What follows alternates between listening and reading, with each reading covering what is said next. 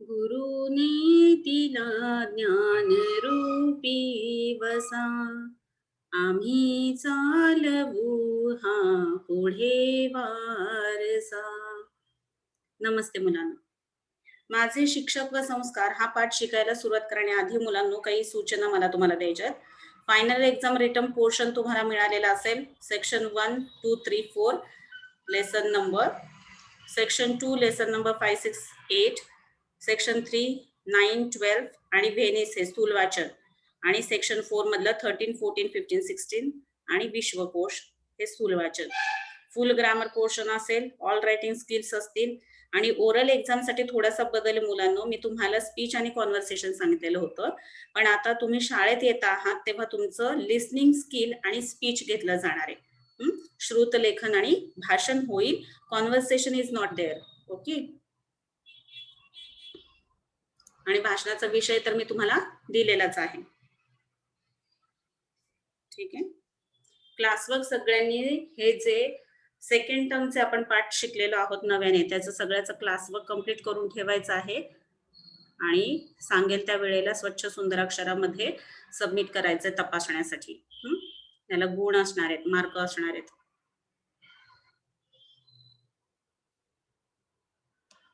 उर्वरित पाठ आता आपण पाहूयात.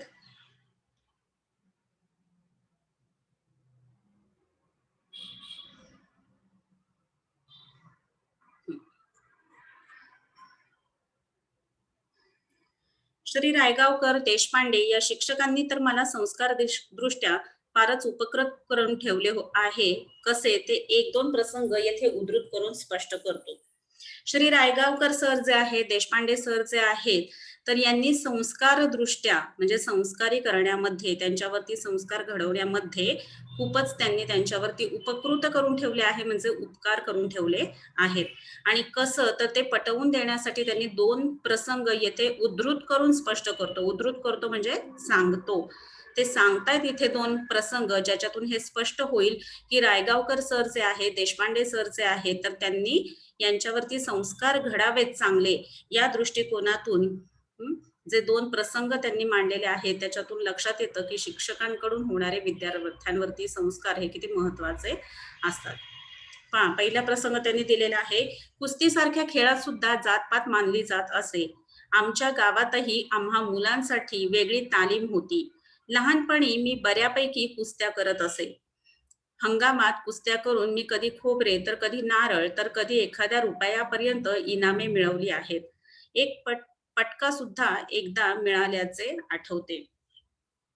आता कुस्ती हा जो खेळ आहे, हा तुम्हाला सगळ्यांना माहिती आहे मुलांना. कुस्तीसारखा खेळ जो आहे, गावांमध्ये यात्रेमध्ये, जत्रेमध्ये किंवा कुठल्या तरी सणाच्या निमित्तानं वगैरे नेहमी हा कुस्ती खेळ खेळला जात असतो. पण या खेळामध्ये सुद्धा जातपात मानली जात होती. जातपात मानली जात होती, कास्ट पाहिली जात होती. मग खालच्या दर्जाचा कोण आहे, मी तुम्हाला सांगितलं गेल्याच व्हिडिओमध्ये की दलित वर्ग आहे, अस्पृश्य समाज आहे, मग त्यांना कोणत्याही खेळामध्ये पुढे न येऊ देणं किंवा कुठल्याच समारंभाच्या ठिकाणी, कोणत्याच चांगल्या कार्यक्रमाच्या ठिकाणी, कोणत्याही चांगल्या कार्याच्या ठिकाणी पुढे येऊ न देणं, हे त्या काळामध्ये मानलं जात होतं. आणि जातीच्या विषयी खरं म्हणायचं ना, तर जाता जात नाही म्हणजे लोकांच्या मनातून, लोकांच्या मनातून जाता जात नाही ती म्हणजे जात. आणि अशी ही जातपात मानली जात होती. त्याच्यामुळे काय होत होतं की जे खरं टॅलेंट आहे, की जी खरी हुशारी मुलांमध्ये आहे, ती कुठेतरी लपली जात होती, ती कुठेतरी मागे पडत होती. खरं तर कुठल्याही ठिकाणी मुलांना जातपातच काय, तर कोणतीही गोष्ट महत्वाची नाही. तिथे तुमचा फक्त परफॉर्मन्स महत्वाचा असतो, की तुम्ही कोणत्या पद्धतीने ती कला सादर करता किंवा कोणत्या पद्धतीने तो खेळ सादर करता किंवा किती नियमात राहून, किती व्यवस्थितरित्या तुम्ही ते काम करता, हे जास्त महत्वाचं असतं. मग तुम्ही कुठल्या का जातीचे असेनात, कोणत्या का वर्णाचे म्हणजे रंगाचे असेनात किंवा आणखी कुठलंही नातं का असेना, पण सगळ्यात महत्वाचं काय आहे, तर तो परफॉर्मन्स चांगलं होणं महत्वाचं आहे. त्याच्यासाठी जे स्किल्स अवगत करावे लागतात, कौशल्य संपादन करावी लागत असतात, ती तुमच्याकडे असणं महत्वाचं आहे. बाकीच्या गोष्टी तितक्याशा काही महत्वाच्या नाहीयेत, पण तरी सुद्धा त्या काळामध्ये या गोष्टींना फार महत्व दिलं जात होतं. आणि मग जातपात मानलेली होती कुस्तीसारख्या खेळामध्ये सुद्धा. त्यामुळे यांच्या गावामध्ये मुलांसाठी एक वेगळी तालीम होती कुस्तीसाठी. म्हणजे कुस्तीचं प्रशिक्षण देण्यासाठी एक प्रशिक्षण किंवा ट्रेनिंग दिलं जातं, त्याला तालीम म्हणतात. तर लहानपणी मी बऱ्यापैकी कुस्त्या करत असे. लहानपणी त्यांनी अनेक कुस्त्या त्यांनी खेळलेल्या आहेत. हंगामात कुस्त्या करून मी कधी त्यांना कधी खोबरं मिळालं जिंकल्यानंतर खोबरं मिळालं, तर कधी नारळ मिळाला, तर कधी ₹1 एवढी इनामे म्हणजे बक्षिसं त्यांनी मिळवलेली होती. एक पटका सुद्धा एकदा मिळाल्याचं त्यांना आठवतं. फेटा जो डोक्यावरती बांधला जातो, तर तो सुद्धा त्यांना एकदा मिळालेला होता. म्हणजे कुस्ती खेळण्यामध्ये तसे ते पटाईत होते. असाच बाहेरगावी मी कुस्त्यांचा फड पाहायला गेलो होतो. तिथे एका थोराड मुलाला थोराड वयानं मोठा असलेला, याला जोड म्हणून फडात फिरवत होतो. याला जोड म्हणजे याला कोणीतरी आहे का, की जो कुस्ती खेळण्यासाठी जोड म्हणून उभा राहील. 2 राउंड मारूनही त्याला कोणी जोड उभा राहिला नाही. म्हणजे थोडा वयानं मोठा होता, थोराड दिसत होता. त्याच्यामुळे कोणाची हिंमत होईना, की त्याच्याबरोबर कुस्ती खेळावी. तेव्हा आमच्यातला एक म्हणाला, "शंकर्या उठतोस का? धरतोस का कुस्ती त्या गड्याबरोबर? हां, हा जो सवंगडी आहे त्याच्याबरोबर कुस्ती खेळतो का? हा जो गडी आहे, तर हा जो माणूस आहे किंवा हा जो मोठा वयानं वाटतोय तो मुलगा आहे, त्याच्याबरोबर कुस्ती खेळायला तू पुढे होतोस का?" मी हां, हां म्हणत मैदानात गेलो आणि लढत करण्याची तयारी दर्शवली. तो तयार झाला कुस्ती लढण्यासाठी. पण मला कुणीतरी ओळखले आणि हटकले. बाजूला हटकलं त्यांनी त्याला. मी हिरमुसला होऊन माघारी गेलो. हिरमुसला तो नाराज झाला, निराश झाला, उदास झाला, हताश झाला. हा प्रसंग माझ्या मनाला लागला हे ओळखून रायगावकरांनी माझी समजूत घातली.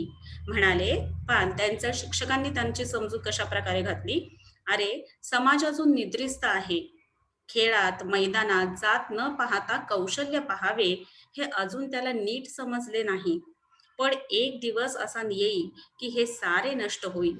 तुम्हालाही खेळात स्पर्धेत मानाने बोलावले जाईल." कसं समजावलंय पहा शिक्षकांनी, की अरे समाज अजून निद्रिस्त आहे. निद्रिस्त आहे म्हणजे झोपलेला आहे. अजूनही समाज आपला झोपलेलाच आहे. खेळात, मैदानात जात न पाहता केवळ कौशल्य पाहायला हवं, केवळ स्किल पाहायला हवं. हे अजून त्याला नीट समजलेले नाही. पहा, पण एक दिवस असा येईल. आधी त्यांनी सांगितलं, की समाजामध्ये कोणती गोष्ट निराशाजनक आहे. तर इथे जात-पात अजूनही मानली जातीये. हा समाज अजूनही झोपलेला आहे.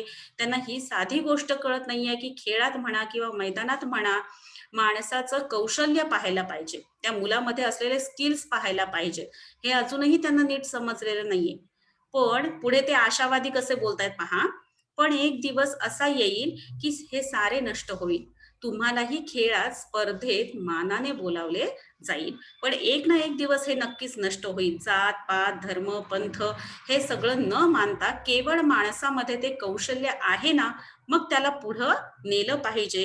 हे एक ना एक दिवस नक्कीच घडेल, असा आशावाद त्यांनी त्यांच्या मनामध्ये जागृत केला.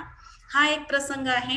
आणि असाच एक दुसरा प्रसंग, शिमग्याच्या धुळवडीला आमच्या वस्तीतील प्रौढ वर्गात तमाशाचा फड उभा राहिला. आता शिमगा म्हणजे होळीचा जो सण आहे. आता होळीचा जो सण आहे त्याच्या मागचा इतिहास तुम्हाला माहिती आहे, की प्रल्हाद जो आहे तो हिरण्यकशिपूचा मुलगा, आणि जो अगदी मोठा विष्णू भक्त होता प्रल्हाद. पण हिरण्यकशिपूला मात्र आवडत नसे त्यानं विष्णूचं नाव घेतलेलं, आणि त्याच्यामुळे स्वतःच्याच मुलाला मारण्यासाठी तो तयार होतो. आणि हिरण्यकशिपूची जी बहीण असते होलिका, तिला ब्रह्माकडून वर मिळालेला असतो, की तुला अग्नी जाळू शकत नाही. त्यावेळेस ती आपल्या भावाला सांगते, की प्रल्हादला जर संपवायचं असेल तर तू एक होळी पेटव. लाकडांच्या मोळ्या ठेव, त्या पेटवून दे, त्याच्यात मी मांडीवरती घेऊन प्रल्हादला बसते. अग्नी काही मला जाळू शकत नाही, पण प्रल्हाद मात्र त्याच्यात जळून भस्मसात होईल, असं तिला वाटतं. परंतु ती वाईट इराद्यानं बसलेली असते. आणि त्याच्यामुळे जेव्हा होळी पेटवली जाते, तेव्हा होलिका त्याच्यामध्ये जळून नष्ट होते, पण प्रल्हाद मात्र जगतो. म्हणजे वाईट जे आहे ते नष्ट होतं, संपतं, आणि जे चांगलं आहे ते टिकतं. आणि याची आठवण म्हणून आज तागायत आपण होळी हा सण करतो आहोत. होळीचा सण हा वर्षाच्या शेवटचा सण असतो, आणि त्यावेळेस आपण बोंबही मारतो. काय कारण आहे त्या मागचं? तर वर्षभरामध्ये जे काही भांडण असतील, तंटे असतील, कोणावरचा राग असेल, रुसवा असेल, फुगवा असेल, तर ते सगळं आपण बोंब मारण्यातून काढून टाकतो. म्हणजे जे काही मनामध्ये विष असेल, एखाद्या विषयीची वाईट भावना असेल, ती सगळी या होळीमध्ये जळून नष्ट व्हावी, आणि फक्त आणि केवळ चांगलं तेच उरावं, ही त्या मागची भूमिका आहे. आणि म्हणून आपण होळी हा सण आज तागायत साजरा करतो आहोत, की कोणताही वाईट इरादा असेल, वाईट विचार असेल, वाईट कल्पना असतील, तर त्या सगळ्या जळून या होळीमध्ये खाक व्हाव्यात आणि जे नवीन येणारं वर्ष आहे ते चांगल्या विचारांचं, शुद्ध विचारांचं, पावित्र्याचं, नवीन संकल्पनांचं, चांगले विचार घेऊन येणारं असावं. याच्यासाठी म्हणून आपण हा होळी सण साजरा करत असतो. तर असा हा शिमगा म्हणजेच होळी, तर त्याच्या धुळवडीला म्हटलेलं आहे. म्हणजे त्याच्या दुसऱ्या दिवशीचा जो दिवस असतो, दुसरा दिवस जो असतो त्यावेळेस ही होळी जाळल्यानंतर जी राख शिल्लक राहिलेली असते ती राख किंवा तिथे जी माती असेल ती माती, धूळ हे सगळं पाण्यामध्ये मिसळलं जातं आणि हे धुळीचं पाणी एकमेकांच्या अंगावरती उडवून धुळवड खेळली जाते. ह्याला धुलिवंदनचा सण म्हणतात. आणि रंगपंचमी येते ती त्यानंतर काही दिवसांनंतर येते. त्याच्यामध्ये मात्र रंग उडवले जातात एकमेकांच्या अंगावरती. तर असं होळी, धुलिवंदन आणि रंगपंचमी असे हे 3 सण आहेत. तर शिमगा म्हणजेच होळी, धुळवड म्हणजे धुलिवंदन आणि रंगपंचमी ही वेगळी आहे. तर शिमग्याच्या धुळवडीला आमच्या वस्तीतील वस्ती म्हणजे जिथे वस्ती करून आहे, जिथे वसत आहेत, जिथे राहत आहेत, आमच्या वस्तीतील प्रौढ वर्गात तमाशाचा फड उभा राहिला. प्रौढ वर्ग म्हणजे पहा आता मुलांनो हे लक्षात घ्या, की त्या दिवशी प्रौढ साक्षरतेचा वर्ग बंद होता. प्रौढ वर्ग म्हणजे काय आणि प्रौढ साक्षरता वर्ग म्हणजे काय? तर प्रौढ म्हणजे वयानं जास्त असलेली जी माणसं, की ज्यांना लहानपणी शिक्षण घेता आलेलं नाही. असा जो प्रौढ आहे, मध्यमवर्गीय जे वयाचे आहेत, तर अशा मध्यम वयाच्या माणसांना साक्षर करायचं म्हणजे शिकवायचं, लिहायला वाचायला शिकायचं त्यांनी. मग त्याच्यासाठी काही शिक्षक त्यांना रात्रीचे वर्ग घेऊन शिकवत असत. तर हा झाला प्रौढ साक्षरतेचा वर्ग. म्हणजे दिवसभर लहान मुलांची शाळा असेल आणि या गावामध्ये जे अशिक्षित आहेत, जे शिकलेले नाहीयेत, तर अशा माणसांना शिकवण्यासाठी संध्याकाळचे किंवा रात्रीचे प्रौढ साक्षरतेचे वर्ग घेतले जात असत. पण रायगावकर मास्तरांना याची कल्पना नसल्याने ते नेहमीप्रमाणे वर्गाला भेट द्यायला आले, की आज काय आहे प्रौढ साक्षरतेच्या वर्गाला ते नेहमी भेट देण्यासाठी येत असत. पण आज मात्र त्या ठिकाणी काय आहे तमाशाचा फड उभा करण्यात आलेला आहे. याची कल्पना काही रायगावकर मास्तरांना नव्हती आणि ते त्या वर्गाला प्रौढ साक्षरतेच्या वर्गाला भेट देण्यासाठी म्हणून गेले. प्रौढ वर्गाच्या कंदिलाच्या प्रकाशात तमाशा चालला होता. हे पाहून रायगावकर चटकन परत फिरले. त्यांना पाहताच मी त्यांना आडवा गेलो. माझी मान खाली झाली होती. ते पाहून मास्तर म्हणाले, अरे आज धुलीवंदन हे चालायचेच. अन मास्तर तसेच वाटेला गेले, निघून गेले. त्यांच्या वाटेने ते निघून गेले. मग मास्तर मला दुसऱ्या दिवशी बोलले, शंकर, तू हे ध्यानात ठेव. जिथं प्रौढ साक्षरतेचा वर्ग चालतो, तुम्ही अभ्यास करता, त्या विद्येच्या मंदिरात तमाशा कसा उभा? किती सुंदर आहे पहा हे वाक्य. सरांनी मला केलेला हा उपदेश मी कधीच विसरू शकत नव्हतो.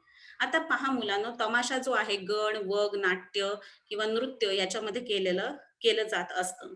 नाट्य असतं, नृत्य असतं, नाच असतो. हं. त्याच्यानंतर विनोद असतात त्याच्यामध्ये. अर्थात तमाशा ही सुद्धा एक कलाच आहे.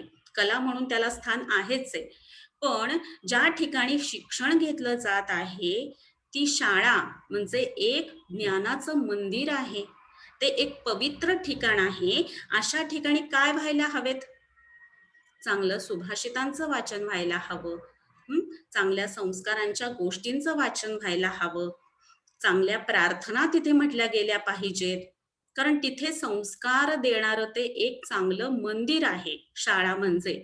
म्हणजे शाळेचं स्थान काय आहे? तर ते एक विद्येचं मंदिर आहे. एक पावित्र्य आहे त्या गोष्टीला आणि त्या गोष्टीचं पावित्र्य हे जपायलाच हवं. पण अशा ठिकाणी जर तमाशा लावून लोक आचरट-विचरट नाचत असतील किंवा आचरट-विचरट विनोद करून त्याच्यावरती हसत असतील, तर ही गोष्ट काही योग्य नव्हे. अर्थात कला म्हणून जरी त्याला स्थान असला तरी कोणती गोष्ट कोणत्या वेळेला कोणत्या ठिकाणी सादर केली पाहिजे याची काही बंधनं असतात की नाही. तर ती बंधनं पाळली गेली पाहिजेत, ती इथं पाळली जात नाहीयेत. याचं मात्र त्यांना अतिशय वाईट वाटत होतं. आता मुलांना याच्यासाठी आणखी मी तुम्हाला 2 उदाहरणं देते. लगान सिनेमा जर तुम्ही पाहिला असेल, तर त्याच्यामध्ये आमिर खानच्या सिनेमामध्ये, त्याच्यामध्ये सुद्धा दाखवलेले पहा ते कुस्तीच्या खेळाचा जो प्रसंग दिलाय त्याच्यासाठी मी सांगतेय हे, की खालच्या वर्गातला तो आहे म्हणून त्याला घ्यायचं नाही म्हणून सगळेजण म्हणतात. पण ते म्हणतात, की हा राहील खेळायला. बाकीच्यांना यायचं असेल तर या, नसेल यायचं तर नका येऊ. मग मात्र सगळेच येतात, की खेळ शेवटी महत्त्वाचा आहे. खेळ जिंकणं हे शेवटी महत्त्वाचं आहे. जात महत्त्वाची नाही हे त्यांना तिथे कळतं. त्याच्यानंतर आणखी एक सिनेमा आहे मराठीतला पिंजरा म्हणून सिनेमा आहे. अतिशय उत्तम सिनेमा आहे पिंजरा. तर त्याच्यामध्ये सुद्धा अशीच एक स्टोरी दाखवलेली आहे, की गावात मध्ये शिक्षकांना किती मानाचं स्थान असतं आणि असाच एक शिक्षक, की ज्याला खूप गावामध्ये लोक मानतात आणि असा शिक्षक जेव्हा एका तमाशातल्या बाईच्या नादी लागतो, तेव्हा त्याची काय अवस्था होते, ते त्या पिंजरा सिनेमामध्ये अतिशय उत्तम प्रकारे रंगवलेलं आहे. हं. तर ही जी काही उदाहरणं आहेत, ही आता सिनेमामधली मी काही उदाहरणं दिली तुम्हाला. पण प्रत्यक्षात सुद्धा आपल्या अवती-भोवती या अशा गोष्टी घडत असतात मुलांनो. अशा वेळेस जो कोणी आपल्यावरती संस्कार करणारा आहे किंवा जे कोणी शिक्षक आहेत आणि खरं सांगू मुलांनो, शिक्षक ज्यावेळेस तुम्हाला रागवत असतात, प्रसंगी ते तुम्हाला मारतही असतील, तर त्यामागे केवळ त्यांची एकच तळमळ असते, ते म्हणजे माझ्या या देशामध्ये माझ्या हाताखाली शिक्षित झालेला विद्यार्थी हा उद्या देशाचा चांगला नागरिक म्हणून घडला पाहिजे. देशाचा उत्तम नागरिक म्हणून घडला पाहिजे आणि ही केवळ एक साधी तळमळ त्याची मनामध्ये असते आणि त्या तळमळीनं ते शिक्षक तुम्हाला शिकवत असतात, प्रसंगी रागवत असतात, प्रसंगी मारत असतात, पण उत्तम संस्कार तुमच्यावरती करण्याचा प्रयत्न ते करत असतात. चांगल्या गोष्टी शिकवण्याचा प्रयत्न ते तुमच्यामध्ये करत असतात आणि शिवाय तुमच्यामध्ये शिस्त आणण्याचा प्रयत्न त्यांचा असतो. आपला जो विद्यार्थी आहे तो शिस्तबद्ध असावा, संस्कारी असावा, त्याचं मन शुद्ध असावं, त्यानं पावित्र्य राखावं, त्याचं चारित्र्य चांगलं घडावं, याच्यासाठी प्रत्येक शिक्षक हा तळमळीनं प्रयत्न करत असतो. तर त्या प्रत्येक शिक्षकाची तळमळ तुम्ही जाणली पाहिजे. त्यांच्या प्रत्येक वाक्यामध्ये अनुभवाचे बोल असतात पहा.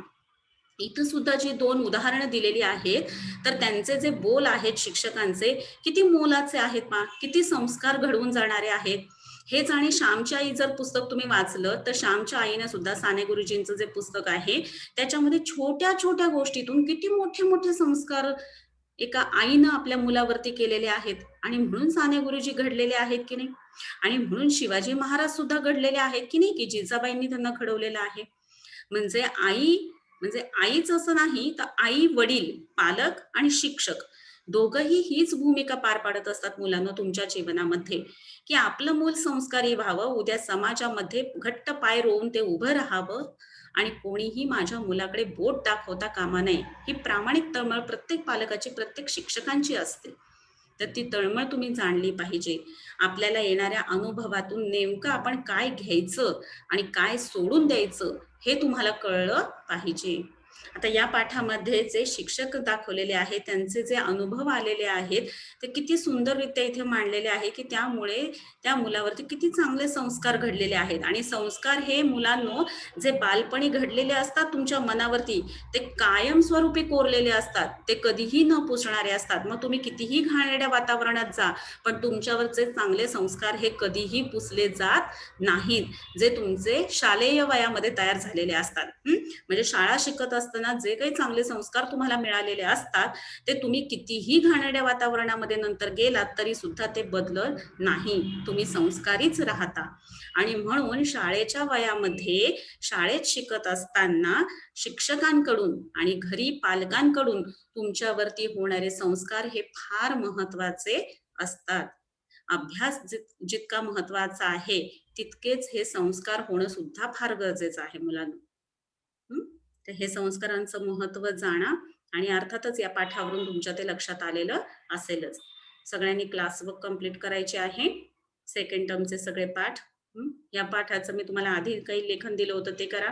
याच्या खालचा स्वाध्याय सोडवा. ठीक आहे. धन्यवाद.